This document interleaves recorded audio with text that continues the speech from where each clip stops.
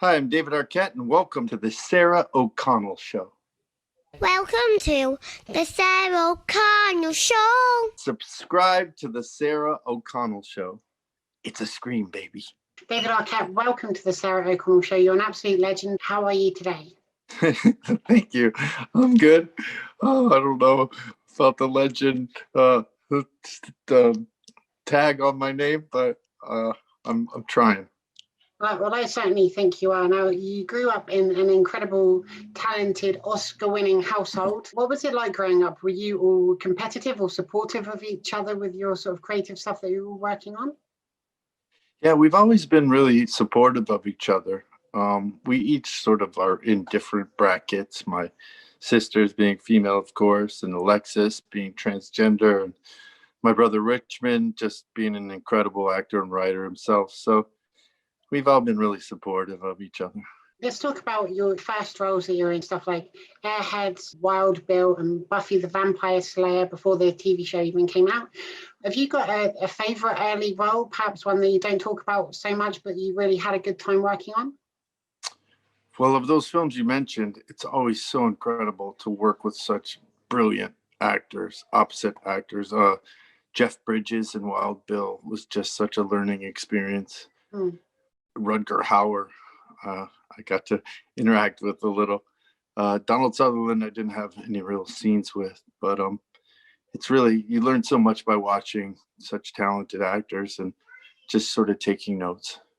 I grew up in the 1980s, and for me, at the time, Nightmare on Elm Street was always the biggest slasher horror movie of the time. But then Scream came out, and that became my favorite horror movie, and it's remained that way ever since. In fact, it's the film that I judge all other films on now. So no pressure. What was Wes Craven like to work with? Wes Craven was such a mentor as a director, as a human being. He just had such a quiet calm about him. He was incredibly intelligent. He loved the idea of scaring people and had really a lot of fun with that. I had an opportunity to watch him watch Scream with an audience one time. Amazing. And that was tremendous because he would just be sitting there and he'd know where the scares were coming and people would go like, ah, and then laugh. And he just would give this little chuckle. He was just such an incredible man. It's almost like you're conducting an orchestra, but the orchestra is an audience, and you're not just telling a story, you're controlling their emotions in a way. He was incredible. When I directed my first film, The Tripper, he helped me quite a bit. And part of a director's job is to create this entire world where even things in the background are telling part of the story. So we had this van that a lot of the hippies that were in the film were driving along, and I had all this stuff that I'd collected throughout the years. So like a giant coin with George Washington's face on it, and like money and like a drug kind of chart, little things that are in the background that are just expressing the tone of the film, what you're trying to tell, imperialism, kind of capitalism, drugs, and that whole subculture. Yeah, it makes films so much richer as well when you can go back and rewatch them, and just the world feels more alive and authentic to whatever the story is. Yeah, and colors too. You pick certain colors for certain characters. In that film, I had Paul Rubens, who was a dear friend of mine who played Pee Wee Herman. Yeah. And he did me a real favor by being in the film. And we have him dressed. He's like this kind of corrupt concert promoter, and we have him dressed as Uncle Sam at one point. Just the duality of like these worlds that we're living in. Love it. And so you've played Dewey Riley coming up to 5 times now. What does this character mean to you, and what do you love about playing him? Oh, I just love playing Dewey so much. It's really close to my heart. I mean, my acting style comes from just tapping into how you can relate your own personal experiences with the character you're playing. So there's a lot of Dewey in me, and there's a lot of like, he's really a lot sweeter than I am, but it taps into that sweetness side of me, and it allows you to kind of find humor through that. I mean, all of the ad libs or sort of things that aren't in the script that I add to my different roles always come from the character, what the character's point of view would be, and then also how that ties into what I've experienced, where me and that character cross over. And it's great that you're given the freedom and flexibility to explore the character in that way and go off the script a bit to perform it in different ways. Have you got a favorite scene that you loved working on? Scream one was really unique in that we really bonded as a cast, as a group, and we really all love each other. And really you could feel that within the film. I think it gives it this real closeness. And it's funny, the new cast for the new Scream coming out really had a similar connection. So it was really great to see all these incredibly talented young actors bonding the way we were, but they're a lot more professional. We were so new, and they seem to understand this business. Gives you real faith and hope in sort of the new generation coming out. I think a lot of people can give them a hard time, but in my opinion, they're really like wise to the world and understand a lot of the pitfalls that, you know, I've fallen into throughout my career, where I had to learn lessons, and hopefully they don't have to go down some of those dark paths, because it really is a distraction and kind of affects your career in a way that I hope none of them have to experience. But one of my favorite scenes, where there's one moment where I come in with Courtney's character Gail Weathers, and we sort of bust the party, and I was kind of joking around, and that was really fun, just to see the party of the kids and being a police sort of man of authority. But then the scene where I'm walking down the road with Gail, and a car comes, and we jump out of the way and roll on top of each other.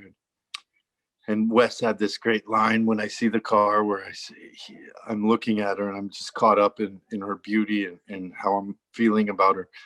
And he says, keep looking at her and say, it's what I've been looking for my entire life. And that scene just really had a sweet connection to me. It was a great scene, and you had amazing chemistry. The entire cast did, in fact. And so what's it been like now reuniting on Scream 5 with Neve Campbell and Courtney Cox after several years since Scream 4? And Marley Shelton from Scream 4 as well. But it was really great. It was really wonderful to work with them. They're both, I mean, all three of them are such incredible actresses, and just so talented. I mean, Neve is the heart and soul of the franchise, and has really carried it all. She had a really deep and really just unique bond with Wes. He helped her through all of, performing all these incredibly stressful and physically challenging elements and emotionally. I mean, in these films, you have to dive into like some of the saddest moments of your life to tap into that emotion, and it's really powerful. It's really powerful. But getting to work with Courtney was incredible. I mean, we co-parent, so we see each other a lot, and we have a 16-year-old daughter together. So we're friends, and we're very supportive of each other. And she's just such an incredible actress as well. And I love acting opposite her, especially when we play these roles, because those characters, there's not many characters you get to play for nearly 25 years. Very true. So you have a real sort of life behind it, and a lot of experiences that you can then tap into and bring them into those characters. I was so happy when it was announced that the original cast are returning, and of course Matt and Tyler are taking over the directorial reins. I loved Ready or Not, and I'm really excited to see what they do with Scream 5. Have they captured the essence and the tone of the originals, do you think? Oh, absolutely. They shot them on the same panamorphic lenses. This is going to be the first one that's digital, but there's been such advancements. But it was really important to us that they respected what Wes and Kevin Williamson had created, and that we had been a part of for all these years. But in talking to them, they were inspired to be filmmakers from Wes Craven and all these, brilliant directors that inspired them to go into the film world. And they're just such incredibly talented guys. They're really good hearts, and they have their, they're doing films for the right reasons, because they love filmmaking and they love telling stories, and they love entertaining audiences. They have a great balance between the horror of what they're shooting and that it's real and that it's emotionally captivating. But then they also leave room for the human sort of comedic elements that are so interlaced with the Scream franchise. And I'm so excited to see it. And so have you finished filming Scream 5? Have you got any pickups to do or anything like that, or is it done for now? You never know if there's pickups. I guess that comes after the first, but my initial filming has been finished for sure. Intriguing. Well, I cannot wait to see and learn more about it. And so interestingly, Drew Barrymore is of course in Scream 1 in the beginning, but you never share any scenes with her. But a few years later you did in Never Been Kissed, where you play her brother. But my question to you is this: how much coleslaw did you eat? Oh, how much coleslaw did I eat? I ate quite a bit that day. Yeah. It was my idea to sort of dump it on my head and just take it to the next level. I mean, I was supposed to be eating these, this coleslaw, but it was my my idea to kind of really go for it and dump it on my head and spit it up in the air and everything. If you want to become successful at high school, that's the way to do it. I guess so, especially nowadays. There's so many ice bucket challenges and crazy stuff going on. Exactly. And so in the year 2000, you were in Ready to Rumble, and you weren't a wrestler at that point. You were supporting a wrestler in the storyline. When did the idea come about that you would get involved with WCW? Because obviously that's where they filmed and the film is set. Yeah, well, Warner Brothers did the film, and Warner Brothers also had an ownership within WCW. So I think the idea originally was to just have me come on, because my character at the end of Ready to Rumble becomes a wrestler, the Law, and then I go out into the world and wrestle. So I think they thought it'd be fun to kind of blend the sort of worlds.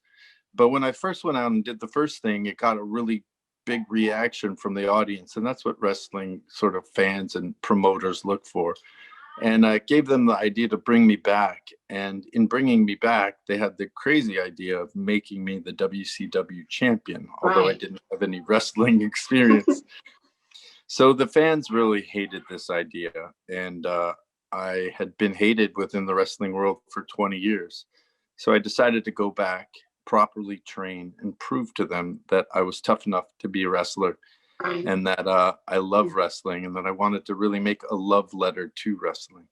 But I don't think people, because I watched wrestling in the 1990s and ever since, and I don't think people gave you enough credit for what you did there, because you went in and you weren't just like RoboCop was in an episode and Chucky, and they'd just appear on a screen, but you actually not only appeared, you got in the ring and got involved. So you're at the Slamboree pay-per-view, and you were not only just there, you climbed up to the top of the third cage, which must have seemed like 1,000,000 foot in the air or something. And so I think you should get more credit for that. Oh, I thank you. Yeah, it was a really wonderful experience. Being a wrestling fan as a kid, it's always kind of a fan's dream, especially as a kid, to see someone with the belt like on top of the rope, just being a champion. And I learned throughout this process that we're all champions. I'm a champion, you're a champion. We're all the champions of our world. So we should, treat each other accordingly, and, especially love ourselves. I learned through the process that I'd been beating myself up in different ways for years. And I had to understand self-love. I had to understand just slow down and believe in myself, and go through the process of what I had to learn in the wrestling ring and apply it to my life. Because you documented all of this in the documentary You Cannot Kill David Arquette, and it's a story of redemption and just your love of the wrestling business. But you didn't just train to be a wrestler, you had extreme backyard wrestling matches where they were smashing stuff over you and hitting you with things. Why was it important to you to go to that length, to the brutal side of the wrestling business? Well, backyard wrestling kind of just started sort of 20 years ago when I first became the champion. And a lot of the wrestlers that are now in the wrestling world had come from backyard wrestling. It was their first experience in it. So we wanted to start at the sort of entry level of what people would experience and then kind of go up. And I had an opportunity to do a death match with Nick Gage, an incredible wrestler, but a very dangerous man. And it was sort of the most hardcore of wrestling fans. And as I went in that building, they hated me. They hated me like I'd been hated for 20 years. But by the time I left, they were cheering for me. So I kind of accomplished what I was going for in that one moment. And nearly cost me my life, but it really was. For anyone that doesn't know, you got stabbed in the neck with a light bulb. Yeah, I think I have a scar. Yeah, I got stabbed in the neck with a light tube, and it hit my neck muscle. Luckily, but I thought it might have hit my jugular, and if it had, I probably wouldn't be here today. And did you know at the time how serious that was? Because obviously you must have been in a lot of pain just being in that match anyway. Yeah, I was in a ton of pain in general from that match and from the wrestling, for the months before that, or nearly a year and a half. So I exited the ring and I thought I was applying pressure in case I was bleeding. And I heard Luke Perry say, "Davey, it's Luke," because Luke's son, Jack Perry, Jungle Boy at AEW, is an incredible wrestler, and he was on the same card that night. He had an amazing match that night, and I heard Luke's voice, and I've known Luke since I was 17 years old. I heard Luke's voice, but I couldn't see him, and he said, "Davey, it's Luke," and I said, "Luke, is it pumping?" And he said, "It's not pumping." So I knew that it hadn't hit like a vital vein or artery. Well, I suppose because you've survived the Scream movies, you kind of knew how to, even if you've had a seemingly fatal stabbing, you can somehow pull through. Yeah, I was lucky for sure. And so you grew up as a wrestling fan. If you could wrestle anybody, past or present, what would be your dream match? And what would be the stipulation?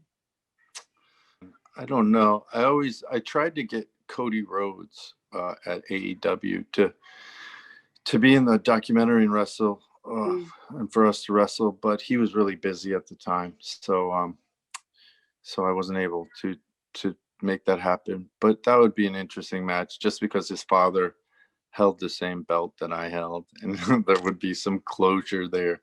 Would be the idea behind that. But I got to wrestle alongside Hurricane Helms, Shane Helms, in one of my matches. That was while I was wrestling. We tag teamed together. That was one of my first tag team matches, and that was really special because he was my stunt double in Ready to Rumble, and he's just such an incredible wrestler and legendary figure. But then I'm not exactly sure who else. I mean, I love a lot of these guys, but Dalton Castle, I'd love to wrestle. He's an incredible wrestler at Ring of Honor.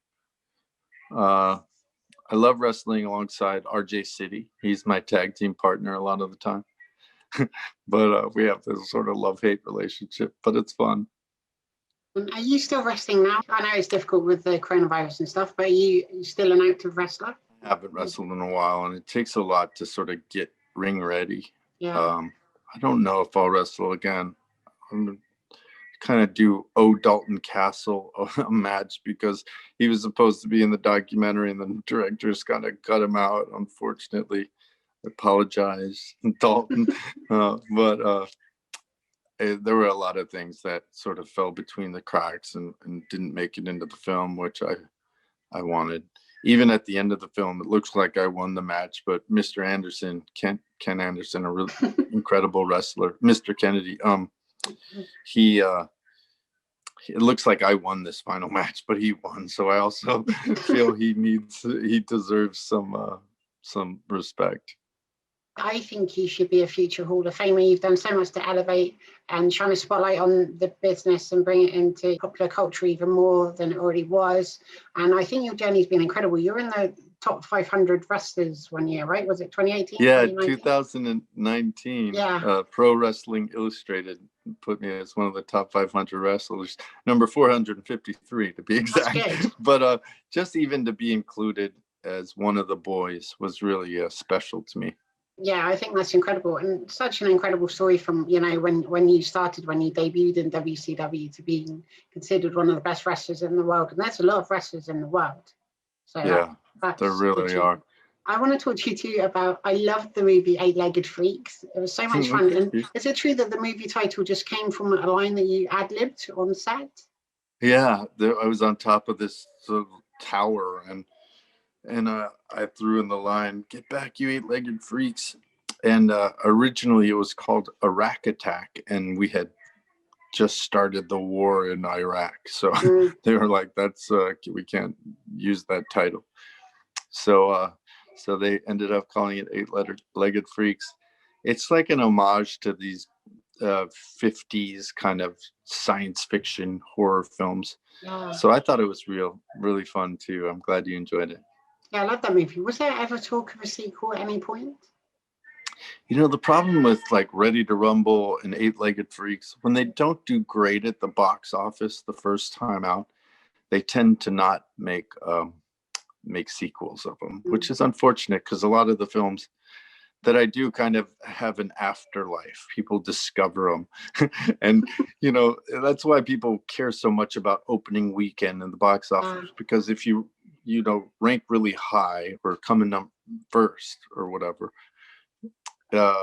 then when it even dies down, you still are at a high level, and it sort of gets more eyes, and people pay more attention to it. When something doesn't do great when it first comes out, it really takes years of word of mouth, and really, you know, film fans to discover it and share it in sort of film watching groups, or now the internet makes things a lot easier. But yeah, it's unfortunate when things like that happen, because I did enjoy that film. Could you imagine a sequel? It would be hilarious. Yeah, especially if they did one now with the current technology, and it'd be so much fun. Absolutely. I've recently just repurchased quite a lot of your old movies, so there's every chance they're all going to get remade. Good, but the fact of the matter is, now it'll get remade with the new cast, and I'll probably be the scraggly old guy who's grumpy in some trailer somewhere. Ready to rumble. I'd probably be the, you know, the king character or something to that effect. Either way, I would love to see it, and I think that'd be so much fun. Thank you. Your sister was, of course, Alexis Arquette. I loved all the stuff she was in. You are a vocal trans ally. Could you tell everyone at home why it's important to be a trans ally? Yeah, I mean, for so long, we've sort of lived in this world where, you know, there's been rules that existed before we, you know, really learned about all these things.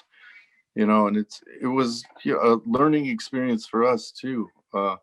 Just, you know, having to call my brother, now my sister, and just understanding, being sensitive to different people's takes on the world, and different feelings, different lifestyles, and, you know, different opinions, different ways of feeling whole.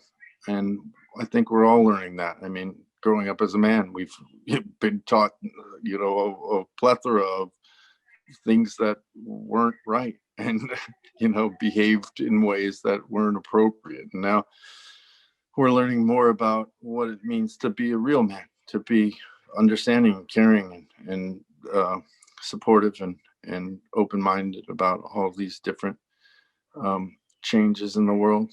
And, you know, so it's important just to have an open mind about all these things, and see where different people are coming from, and respect their feelings and opinions.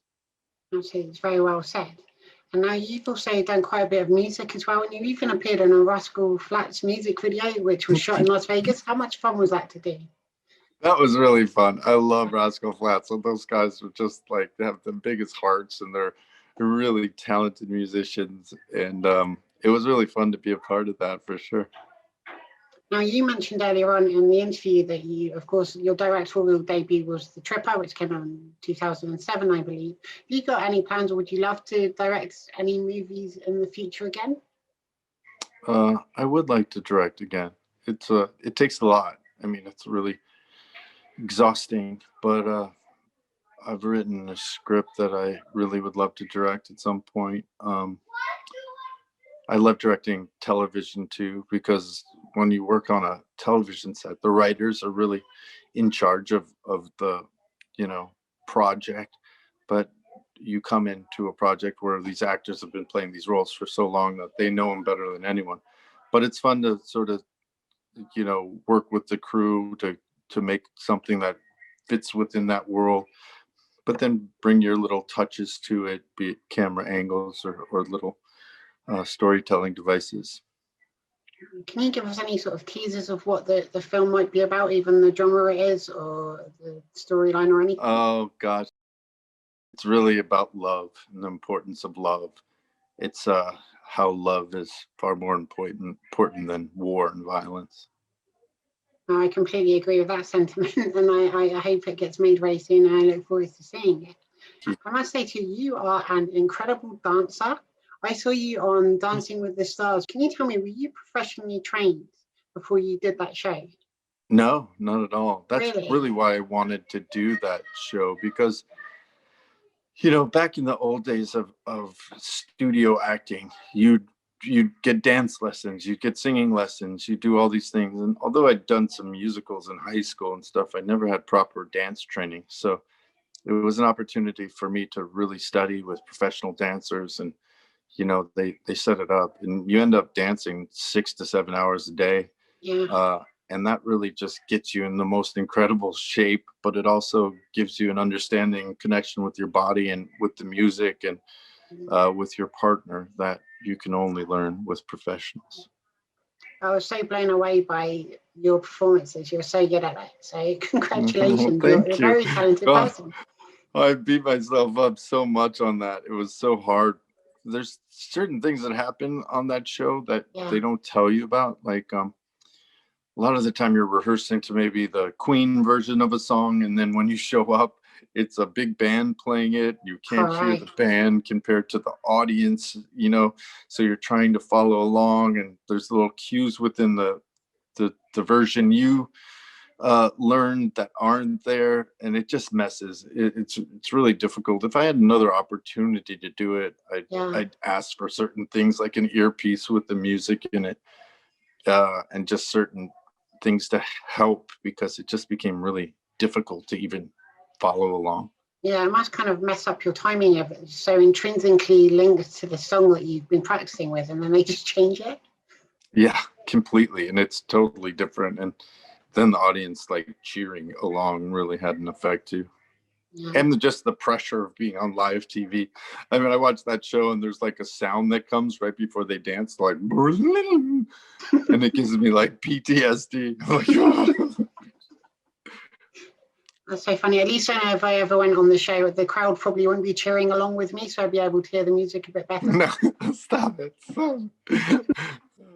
Something I love asking my guests is, can you tell me a fun fact about you? Something people may not know. It can be a hobby, a party trick, anything like that. Well, I'm a Bob Ross certified paint instructor, the guy, but a lot of people know that I love Bob Ross, and his painting style is so fun to do and teach people. What else? With my band, we got 2 gold records because we were on the 2 Scream soundtracks.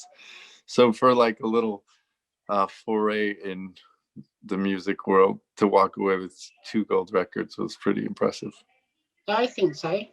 That's pretty good. And are you still producing music as well?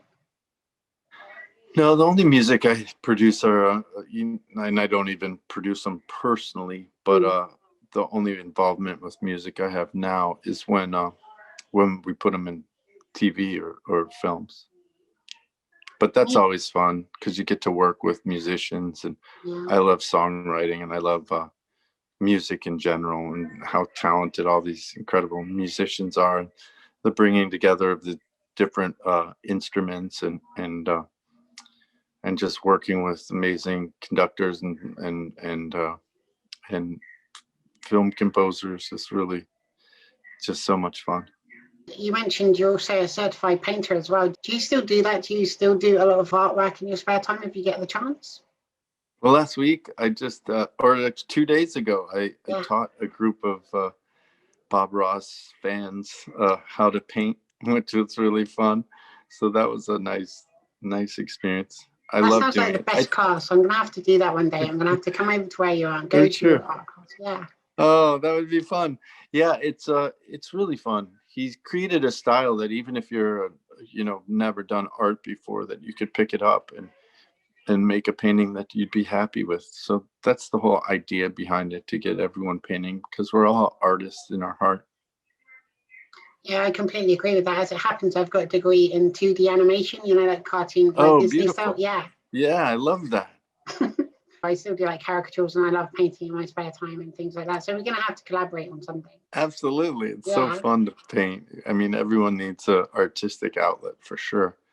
And, everyone should do it. If it's a collage or if it's baking, whatever gives you happiness and gets you out of the sort of hustle and bustle of the real world.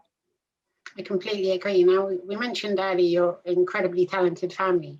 Do you have a favorite movie that each of them have starred in, as well as you as well? Rosanna did a few. I mean, she's done so many incredible parts. After Hours, she was so brilliant in.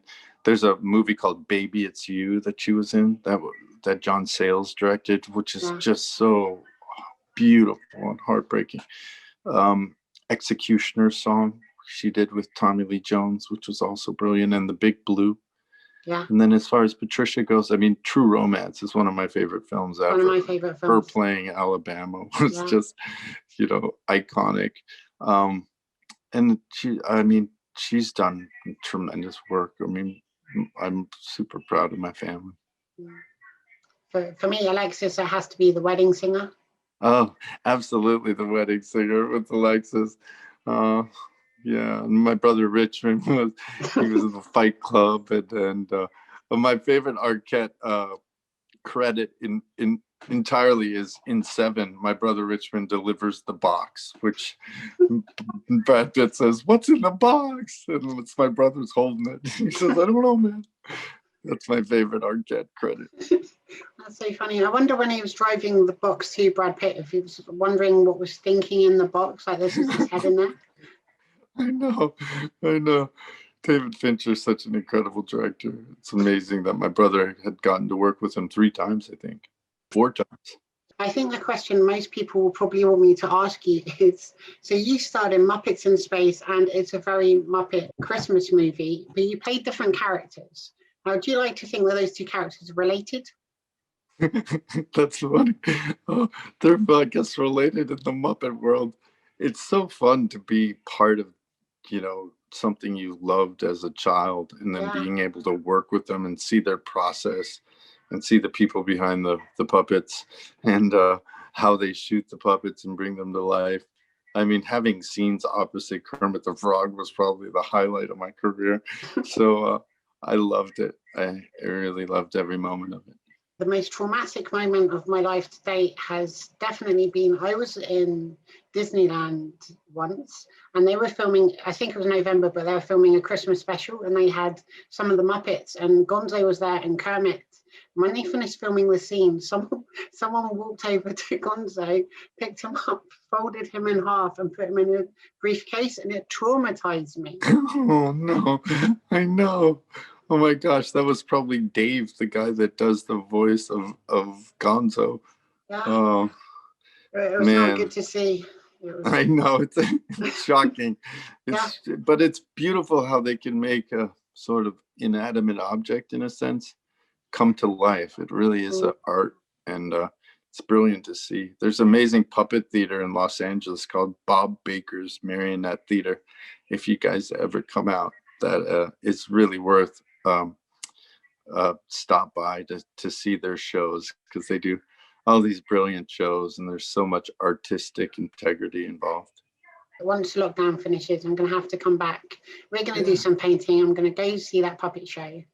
Sounds great. I would love that. apart from Scream 5, can you tell me what you're working on next or what you might have in the pipeline coming soon? Well, we're producing a lot of stuff that we're continuing just kind of develop and see what's coming out. I have a really beautiful film called, right now I have a film called Blackjack coming out about the Jackie Ryan story. It's about a street ball player in New York that was really infamous, and his sort of love of basketball and his love for, you know, his future wife and stuff like that. But there's this great film I just saw that I have a small part in, but it's called Dr. Bird's Advice for Sad Poets. And it's beautiful. It's really deals a lot with mental health issues, which I have a close relationship with. And I think it's really a powerful, sweet film. There's also a film called The Miseducation of Bindu I have coming out. Dominoes. I have a bunch of stuff. For some reason, I did all of these films like in a 3-year span, but it took them forever to come out, and then they're all started coming out at the same time. So there's a movie called 12-Hour Shift that should be out that way soon. That's a good thriller. Is that the movie that's about people selling organs or something?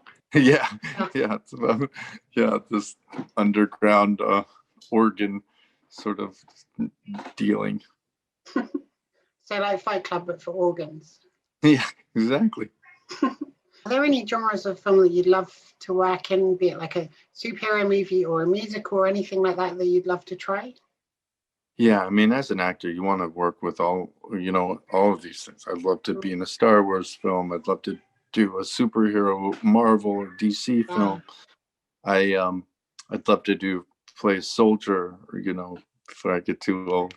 But yeah, I mean, but everything. I mean, you want to do a buddy cop movie, you want to do a old film noir setting, and just thrillers and horror. I mean, I've always wanted to do sort of all the kind of films that I love. A really great animation project, stuff like that. Yeah, it'd be so great. And you're such a diverse and talented actor too. You can literally just apply yourself to anything, and it's just you're brilliant and shine in everything that you do. Thank you. Thanks. Thank you.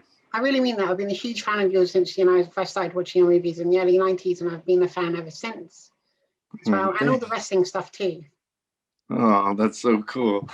You're my target audience. Just buy all your stuff, and sometimes several times, because I got Scream when it first came out on VHS, then it came out on DVD and I had to get it again, and now I have it on Blu-ray.